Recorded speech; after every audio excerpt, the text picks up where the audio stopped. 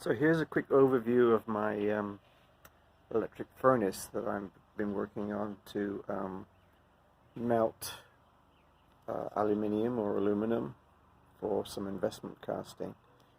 So I won't go into detail too much about all the little pieces. I can just post some links to those. So basically it's insulated fire brick, which is quite light. It's easy to cut. I've just got a simple lid right now that it needs a hinge or something. The element is I wound the element myself, and I'll post a link to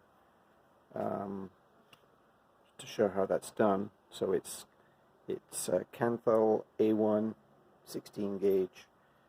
I'm in the United States, so I'm running it off a 15 amp receptacle out on the patio. It would be nice to do 220 or have a 20 amp circuit, but I decided just to go with 15 for the moment. So so basically you can see the interior of the kiln. It gets warm to the touch on the outside when it's up to 1400 degrees Fahrenheit. There's the wiring, a bit not safe, but it works fine. Some ceramic terminal blocks. It really doesn't get very warm. This is a thermocouple for measuring the internal temperature of the kiln. It's a K-type thermocouple, cheap one off Amazon. I made my own temperature controller. I copied others, and I can post links. It actually took longer to do that than to do the actual kiln itself.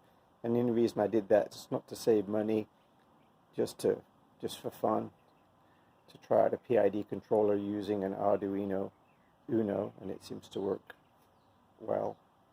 I purchased a 25 amp solid state relay off Amazon as well. I can post links to all of those. So those are the two crucibles that I'm using right now. I've only used the small one on the left because I haven't made any tongs to get the big one out yet. So basically, it's probably a bit of a tight fit. Maybe it's too small for that big crucible, but that was the plan. So I went off and got a smaller one, which is this one here. So I've used it a few times. And like everybody else starting out, you know, we're all just melt metal, melt scraps, and then pour it into a muffin tin, which is what I did. And you end up with something like this. I weighed it. It's 157 grams, and it's about maybe half full of the crucible. So the crucible just sits in there. Put the lid on, turn the power on, and wait for it to get up to 1400 degrees F. I use, I think the wife is looking for this, but I use this just to scrape the, I guess it's called the dross off the top. There isn't too much. And then I've got this thing I made to grab the crucible. It's not the greatest and safest. I wouldn't recommend copying this. I'm going to make something a bit better very shortly. So the reason that I went electric was because I wanted to be able to use it for multi-purpose and be able to set the temperature and then ramp to a temperature, which I think is going to be a little bit difficult with the propane or other kinds of fuel. You know, also it's nice and quiet, and I think it eliminates the uncertainties of having gas in there and what it does, whether it's oxidizing, or I don't really know that much about that right now, but I think it takes out a variable, so it makes it a lot simpler. So basically all I do is I come out here and flip this thing on, and it boots up, and I've got the set point at 1400 degrees, and it just does the best it can to go up to 1400, and I'll post the link to the guy that wrote the software and did all the smart stuff. This is an SD card reader, so that you can put in your ramp and hold profiles in there. This is just a USB for reprogramming the thing. Up and down buttons. I'm not using the fan. I put it in there thinking that the solid state relay, which is on a heatsink, would get a little warm, but it doesn't. I've measured the current. So in the United States, it's 15 amp receptacle, and by code and the sizing of the breakers, you can only pull 80% of that, so that's 12 amps continuous, and I think I'm just below that. So it's about a 10 ohm element. It would be a lot nicer if I was running it off 220 and I could double the power, with the appropriate change in the element resistance. But it seems to work fine for what I'm using it for. I mean, you can go out and buy these ready-made, but to me it's part of the learning experience. So when it's up to temperature, there's some thermal expansion going on, so these cracks here grow. But so far it seems to work, fairly well.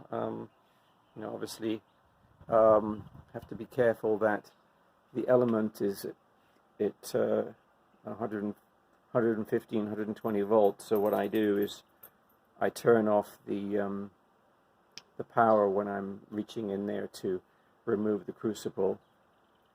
If it had a hinged lid, you can put a limit switch on there. I think the heat treating ovens do that. One way to go about this would be to buy a ceramic kiln, a used one, and modify it. But they seem to be quite pricey, even the used ones. So unless you luck out and get one that's at a yard sale, you're talking a few $100. So the cement that I held it together is called Satanite, and I coated the interior of the kiln with this stuff called 100 HT ceramic coating. It's a reflective coating. So that's about it. It didn't take long to put together. It worked first time. I think it took me more time to put the temperature controller widget together. And this is what it looks like inside. If I can take it apart without breaking it. And I think off eBay and Amazon, I think you can buy a PID controller with the solid state relay for $25-30 or around that, just for doing a straight PID with a fixed set point. For things like if I'm going to be doing some investment casting and I want to, I think you have to follow a profile, a ramp soak profile for burning out the investment. Then you'll need a fancier PID controller, which does what's called ramp soak. But this one, this little thing does ramp soak with the profile being stored on a little SD card. I can post a link to that. So it was kind of fun putting it together. There's a little thermocouple amplifier here for K-type.